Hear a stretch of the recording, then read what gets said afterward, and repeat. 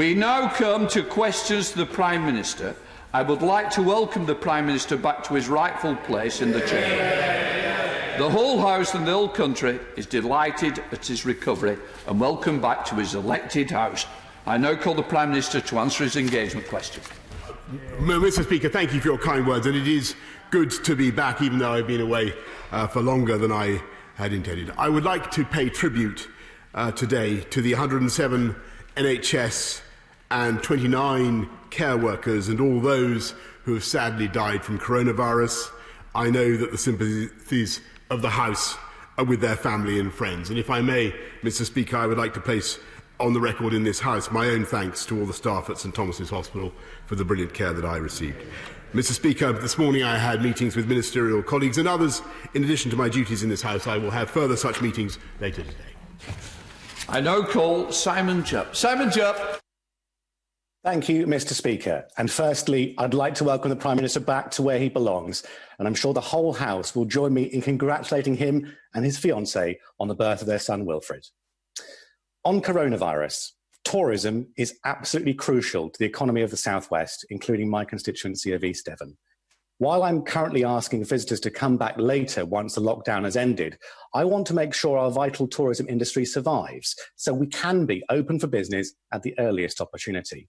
Can the Prime Minister assure me, my constituents and East Devon's tourism industry that further and flexible financial support is coming to protect this crucial industry? Prime Minister. Yes, indeed, Mr. Speaker, I can, and I thank my honourable friend for what he's doing to campaign for tourism in East Devon, and I can tell him that we're adding another 1.3 million to help the tourism industry in that area. Clearly, I think the priority of the government and I believe of the whole House is now to suppress this disease further as we do that, to get our economy going again and to encourage tourism across our whole country and, of course, East Devon in particular. I now call the Leader of the Opposition, Keir Starmer. Thank you, Mr. Speaker. Can I welcome the Prime Minister back to his place and say that it's good to see him back in Parliament? I'm sure I speak for all of us when I say that. And although I've done this privately, can I congratulate him publicly with Carrie on the birth of their son? Mr. Speaker, when the Prime Minister returned to work a week ago Monday, he said that many people were looking at the apparent success of the government's approach. But yesterday we learnt, tragically, that at least 29,427 people in the UK have now lost their lives to this dreadful virus. That's now the highest number in Europe. It's the second highest in the world. That's not success, or apparent success. So can the Prime Minister tell us how on earth did it come to this? Prime Minister.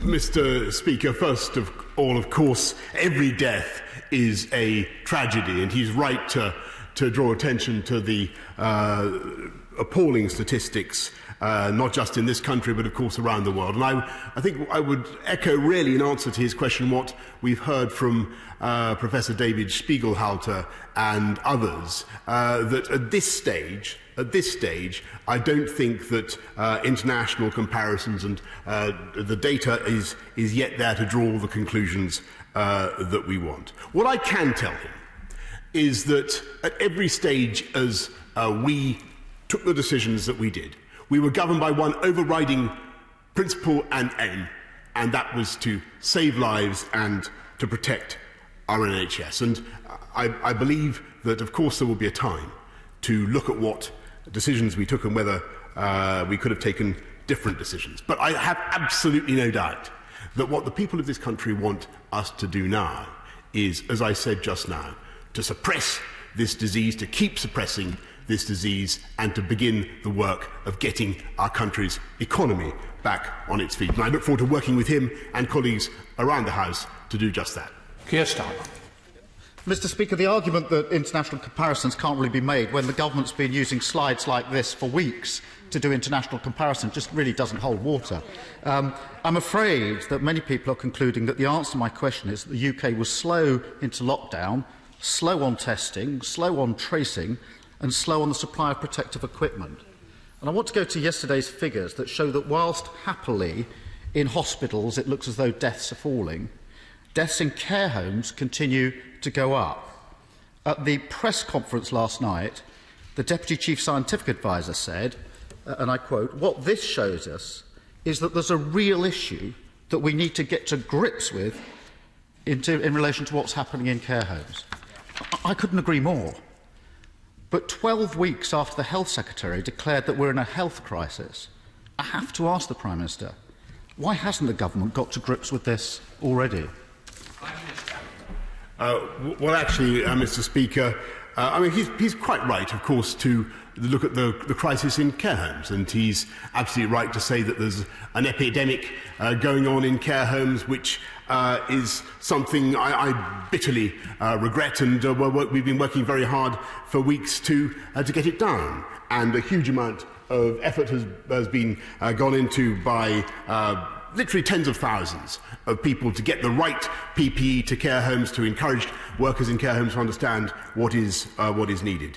And I can tell him actually that he's not right in what he just said about the state of the epidemic in care homes. As he looks at the figures, in the last few days there has been a palpable improvement. We must hope that that continues, and we will ensure that it does continue. Keir Starmer. Mr. Speaker, I'm grateful for that. I was using the slide the government put up at its press conference last night, which shows, sadly, that, and I accept there's a lag to the 24th of April because of the reporting position, but that sadly deaths in care homes have been rising every time they've been reported by the ONS. And I have heard before from the First Secretary that numbers were falling. He said that a week ago Sunday. That's not borne out by these slides. We will wait to see what the next slides bring. Mr. Speaker, on the 30th of April, the government claimed success in meeting its 100,000 tests a day target. Since then, as the Prime Minister knows, the number has fallen back. On Monday, there were just 84,000 tests, and that meant 24,000 available tests were not used. What does the Prime Minister think was so special about the 30th of April that meant that testing that day was so high? Prime Minister. Well, actually, I think that the right honourable gentleman was right last week when he paid tribute to the amazing work of the NHS, the logistics team, everybody involved in getting up from 2,000 tests a day in March to 120,000 by the end of April. And yes, he's right that capacity currently exceeds demand. We're working on that. We're running at about 100,000 a day. But the ambition clearly is to get up to 200,000 a day by the end of this month, and then to go even higher. And as he knows and the whole House will know, testing, a fantastic testing regime is going to be absolutely critical to our long-term economic recovery. Keir Starmer. Mr. Speaker, I did pay tribute last week, and I'm glad the Prime Minister has now said that the target now is 200,000 tests a day by the end of this month. But of course, just having a target isn't a strategy. What is needed is testing, tracing and isolation. That's the strategy. Contact tracing was happening in the UK, but it was abandoned in mid-March. We were told at the time that this was because it was, quote, not an appropriate mechanism. But yesterday, the Deputy Chief Medical Officer said it was to do with testing capacity. So can the Prime Minister just clarify the position for us? Why was contact tracing abandoned in mid-March and not restarted sooner? Prime Minister.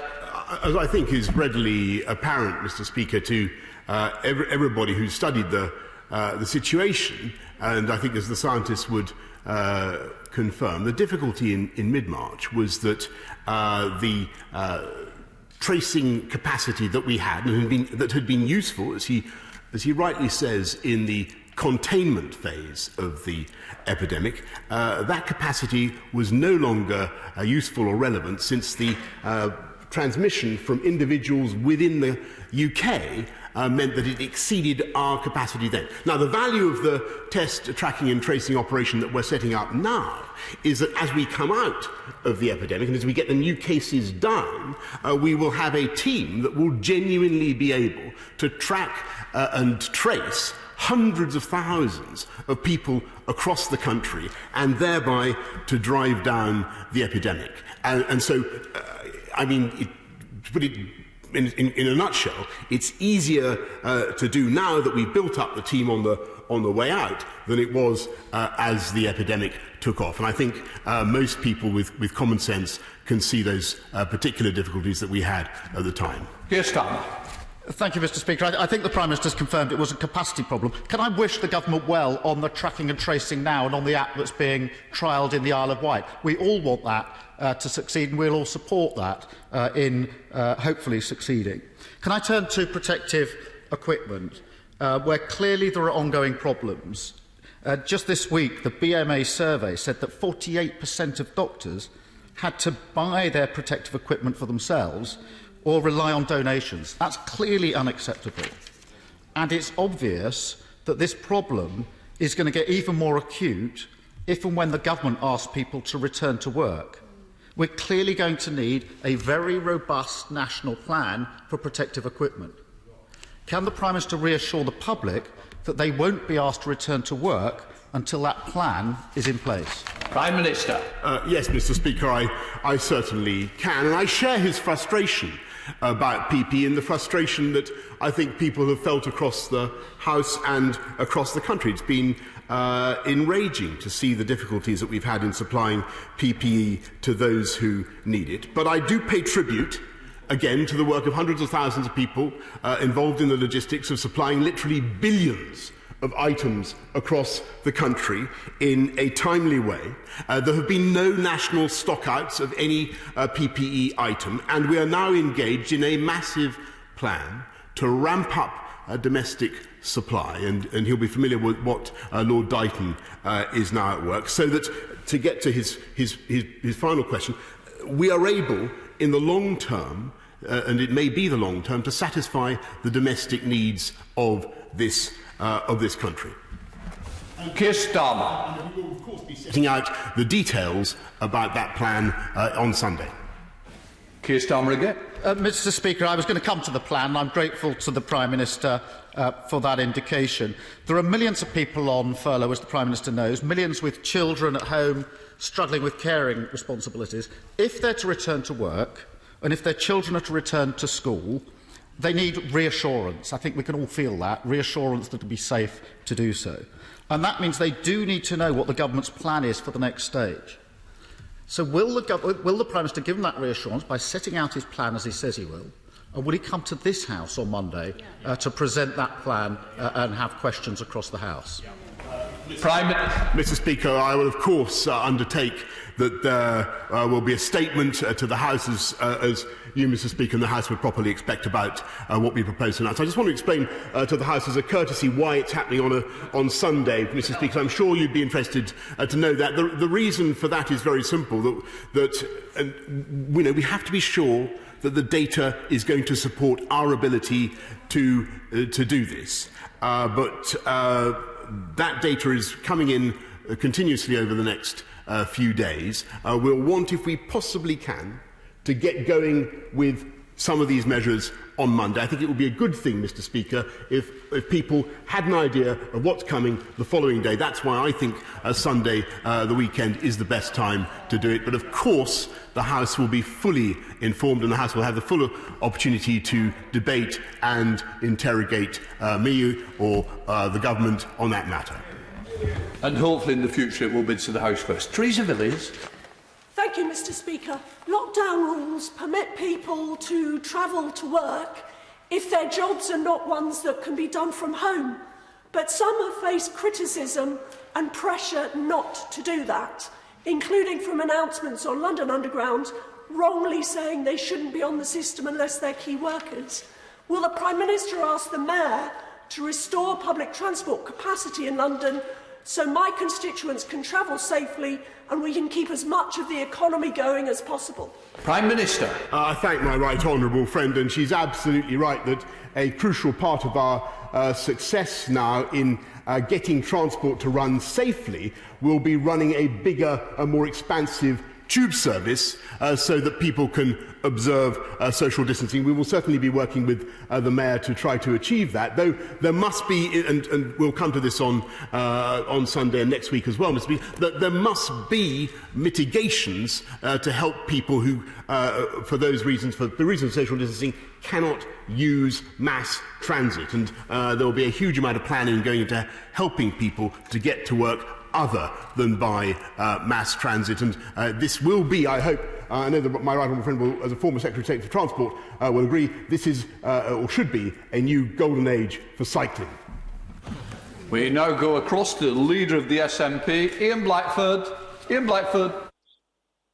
Thank you, Mr. Speaker, and I'd like to start by welcoming the Prime Minister back to Parliament and congratulating him and Carrie on the birth of their son Wilfred, and I, of course, wish Wilfred every health and happiness.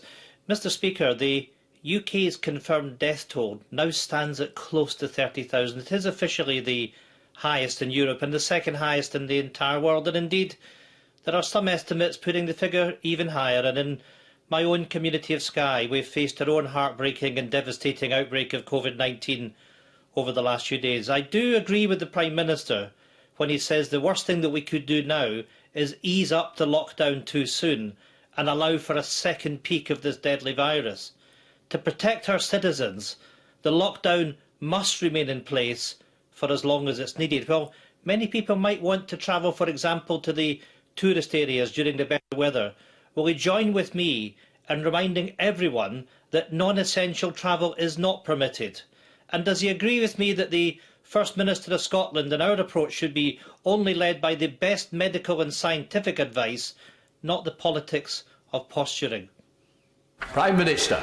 Yes, indeed, Mr. Speaker. And actually, I think that the last few weeks have shown the ability of the governments of all four nations to come together and to deliver very clear messages for our people, and I think it's been extremely helpful. I think the collaboration has been extremely helpful, and I can say to the Leader of the SNP that we will certainly be working with the government in Scotland, as we will be working with the opposition, with unions, with business, to make sure that we get the unlockdown plan completely right. And, you know, what he says is absolute common sense. It would be an economic disaster for this country if we were to pursue a relaxation of these measures now in such a way as to trigger a second spike. And on that point, I'm in complete agreement with him.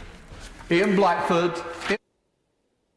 Thank you, Mr. Speaker. I'm very grateful for the Prime Minister's answer, and I commit myself and my party and my government colleagues in Edinburgh and working with them on that shared agenda. However, some of his own government ministers are not following his own advice. Instead of working with the Scottish Government, the Scottish Secretary of State has been making political arguments about the Constitution rather than scientific ones about saving lives. And he's not the only one. This is not the time for opportunistic politicking. This is the time when we all must work together to protect our NHS and to save lives. We anticipate the Prime Minister will be making a televised address on Sunday concerning the easing of lockdown. This cannot be undertaken without the full input and cooperation of all our devolved governments. We must end this period of mixed messaging from the UK Government. Will the Prime Minister commit today that the substance of his address will be fully agreed to with the devolved nations so that all of our governments continue with this vitally important work of saving lives? Prime Minister. Yes, Mr. Speaker. By the way, I forgot to thank the Right Honourable Gentleman and other colleagues for his kind words about Wilfred, and I just want to thank him for that, because I forgot to say that. I'll be marked down if I don't. So thank you. And I share the Right Honourable Gentleman's aims. We will do our level best to make sure that the outlines of this attract the widest possible consensus. I think that they can and ought to, and I'm delighted by his call for a prohibition, and I quote, on political arguments about the Constitution, and I think that would be warmly welcomed across this country. We'll go across to Andrew Bowie. Andrew Bowie. Thank you very much, Mr. Speaker, and can I add my welcome to the Prime Minister. It's great to see him back in his place, and add my congratulations to those of others, to himself and Carrie, on the birth of Wilfred. Mr. Speaker, my right honourable friend will know that the oil and gas industry is suffering from a perfect storm at the present time, buffeted as it is by the global oil price crash and the lockdown. This is a moment of real danger for the industry, with the prospect of tens of thousands of job losses unless action is taken. Tax incentives and investment by this party over the last decade have, of course, been welcome, but more action is needed now to protect jobs, ensure energy security, and ensure a future for this industry, which is key to delivering net zero by 2050. So can my right honourable friend promise to bring forward the oil and gas sector deal as soon as possible and commit the UK government to investing in a transition part in the northeast of Scotland, ensuring a future for thousands of workers? Prime Minister. Thank you, Mr. Speaker, and I thank my honourable friend very much for his excellent question, for all his campaigning for the oil and gas industry. The whole House will have heard the fervour and learning with which he speaks on that issue, and I can assure him that our right honourable colleague, the Secretary of State for Business, Energy and Clean Growth, is actively engaged right now in pursuing this with the Sector Trade Association, and I'm sure he'll be wanting to take up progress with him. Going across to Mike Amesbury. Mike Amesbury. Thank you, Mr. Speaker, and I welcome the Prime Minister back to his place on my birthday. Halton and Cheshire West and Chester councils covering my constituency have stepped up to the national challenge, providing essential services to vulnerable residents and businesses during this crisis. The government promised to do whatever it takes and fully compensate those councils and councils across the country. Yet both are millions of pounds short of the cost so far, billions nationally. How will the Prime Minister fulfil that funding promise and not return to the dark days of austerity? Prime Minister. Well, Mr. Speaker, I can certainly tell him that the government has absolutely no intention of returning to the A word, which I won't quote. That is not going to be our approach. We don't think that is going to be necessary. What I can tell him is that we already put another £3.2 billion, as he knows, into supporting local authorities, supporting some of the most vulnerable throughout this difficult time, and we will continue to make sure that funding gets through to those who need it. But the crucial thing, as I think colleagues across the House will understand, is that the more effectively we can suppress this virus and the faster we can restart our economy, the better our chances, as everybody knows, of getting the funding that we all need to the poorest and neediest in our society. And that's the course this government is going to follow. We'll go across to Raymond Chistey. Raymond Chistey. Thank you, Mr. Speaker. Like other colleagues, I'm absolutely delighted to see the Prime Minister back at the dispatch box and congratulating him and Carrie on the birth of their child. Prime Minister, my constituent, Jackie Potter, recently lost her husband, Ashley, who was 64. The family would like to bury Ashley with a small church service, applying social distancing. If Ashley were to be cremated, this would happen. But as he is being buried, under current guidelines, that is not possible. Can this anomaly between burials and cremations be urgently addressed so that families of all faiths who want to bury their loved ones, applying social distancing and in a faith service, are able to do so? Prime Minister. Yes, indeed, Mr. Speaker. And I thank my honourable friends and I extend my deepest sympathies to the friends and family of his constituent, Ashley. And we're asking councils to do exactly that, to help people to attend without breaching the rules on social distancing. I'm sure he'd appreciate we think that's the right balance to strike. We go across to Justin Mathers. Justin Mathers. Thank you, Mr. Speaker. Undoubtedly, the furlough scheme has prevented mass unemployment. But when companies like BA use millions of pounds of public money to furlough those staff at the same time as handing out redundancy notices, it's a kick in the teeth to both those workers and the taxpayer. And it's concerning that reports today suggest the furlough scheme may be wound down after June. So, Prime Minister, wouldn't it be an obscenity, either through employer decisions or government inaction, if those people whose jobs we've been trying to save end up redundant anyway? Can I just say, before the Prime Minister answers, please will members ensure they don't have political slogans behind them when they are speaking. Prime Minister. Mr. Speaker, I think actually the furlough scheme has been one of the outstanding provisions that this government's been able to put in. I think it's given huge numbers of people, more than 6 million people in this country, the security that they need. Obviously, what we want is to make sure that people continue to feel security, but at the same time, what we also want is to enable people safely and securely to go back to work and to earn their pay packets as they want to do. Ben Bradley. Mr. Speaker, can I add my welcome and congratulations to my honourable friend and ask him if he agrees with me that our FE and HE institutions have a huge role to play in rebuilding our economy, and particularly in supporting and retraining those who have lost their jobs. Has he considered what they might offer and indeed how we might incentivise them to offer the right qualifications and support, particularly for businesses and new entrepreneurs? Prime Minister. I thank him very much, I thank my honourable friend very much for all the work he does to champion the cause of education, particularly further education on the Education Select Committee. As he knows, the agenda of this government remains unchanged, to unite and level up across our country with infrastructure, technology, education above all, and that includes our world-leading universities which are now formulating vaccines against this disease, and of course further education, the skills that our economy is going to need so badly for a sustained economic recovery. We go across to Murray Black. Murray Black. Thank you, Mr. Speaker. Since the government are refusing to even discuss universal basic income, I was glad to see them at least recognise the need for an increase in universal credit entitlement. However, there's been no such increase announced in employment support allowance. So I want to ask the Prime Minister what plans he has for a similar increase in ESA, and if not, can he explain why he feels people who are sick or have a disability require less support at this time? Prime Minister.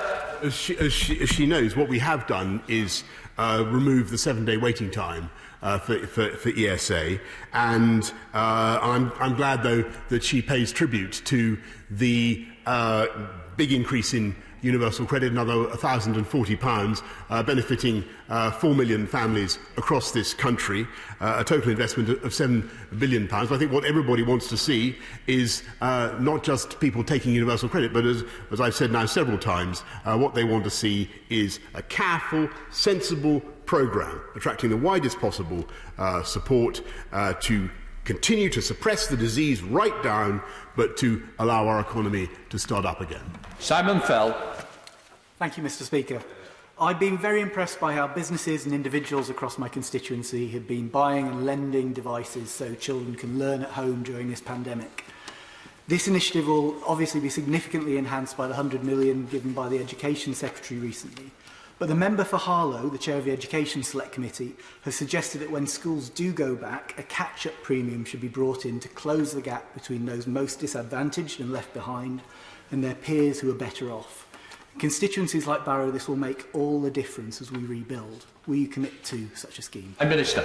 I thank my honourable friend and I congratulate him on the way he's representing his constituents in Barrow. He's exactly right. That's why, amongst other things, we are ensuring that there are extra computers and laptops for disadvantaged communities. We're making sure that we supply them with more 4G routers, invaluable at this particularly difficult time. And there will be more to come, Mr. Speaker, because this is a government that is going to pursue our agenda of uniting and levelling up across the whole of the UK. Go across to David Linden. David Linden.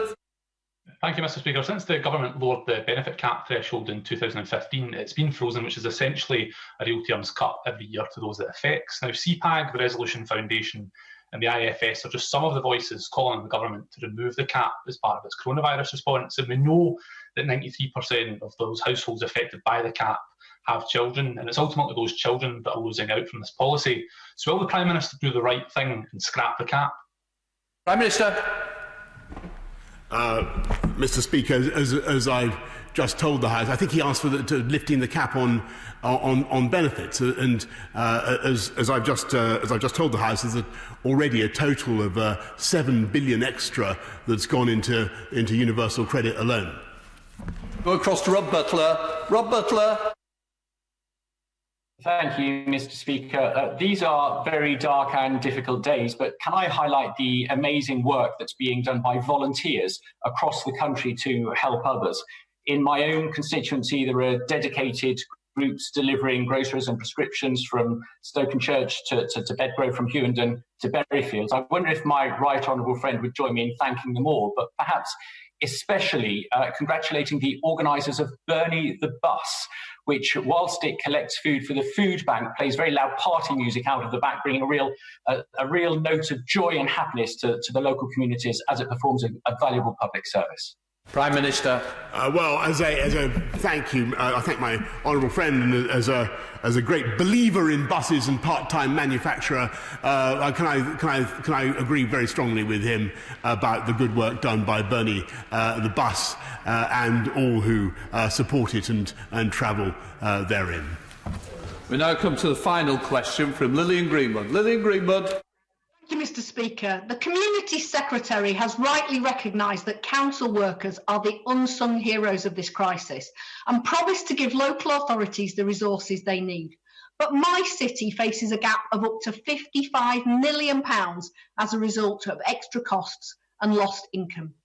Our communities bore the brunt of austerity. They cannot carry the burden of coronavirus. Will he give all councils a cast iron guarantee that they won't be asked to do so? Prime Minister.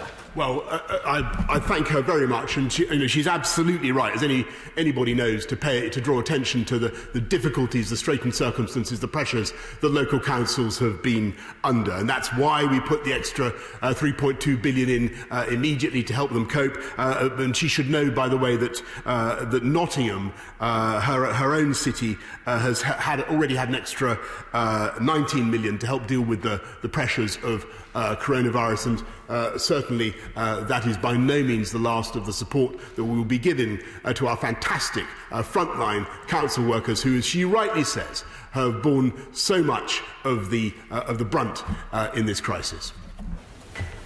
We now come to the urgent question to Secretary of State for Business, Energy, Industrial Strategy. I call Minister Scully to answer the urgent question from Andy MacDonald as on the order paper. The Minister should speak for no more than 3 minutes. Minister. Thank you, Mr. Speaker, and I'm grateful for the opportunity to answer the question. We've made clear that there are 5 tests that the government will need to be satisfied of before we will consider it safe to adjust the current measures. As honourable members will be aware,